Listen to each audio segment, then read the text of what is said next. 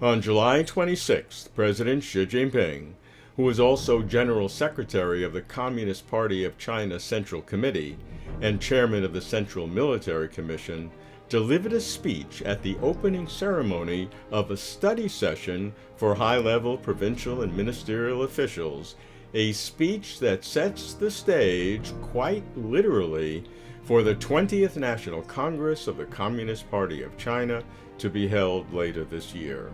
CPC National Congresses are the most important events on China's political calendar.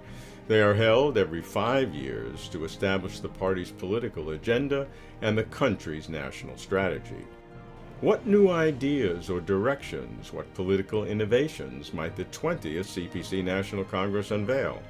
We can begin to assess by reviewing historical precedents and by analyzing Xi's speech. The 19th CPC National Congress in 2017 offered several novel major concepts, including the overarching political philosophy of Xi Jinping thought on socialism with Chinese characteristics for a new era, which was incorporated into the party's constitution, a new principal contradiction in Chinese society between unbalanced and inadequate development and the people's ever-growing needs for a better life, and a new target date of 2035 to basically realize socialist modernization. Might the 20th CPC National Congress have similar categories and themes?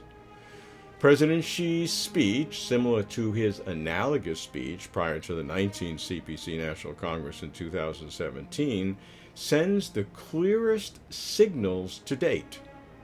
In his speech, President Xi stated that the 20th CPC National Congress will offer a panoramic prospect of the two-stage strategic plan for China's drive to build a great modern socialist country in all respects.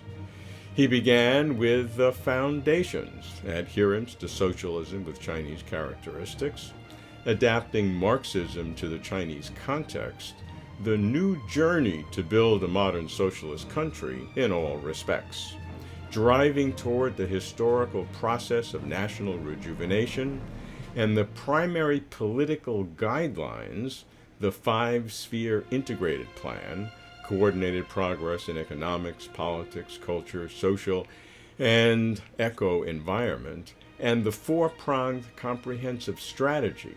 She praised progress over the past 5 years, especially in developing whole process people's democracy and proactively fostering an advanced socialist culture, and in full and strict governance over the party, with coordinated action to see that officials do not have the opportunity, desire, or audacity to commit corruption. Xi was sober in his realistic assessment.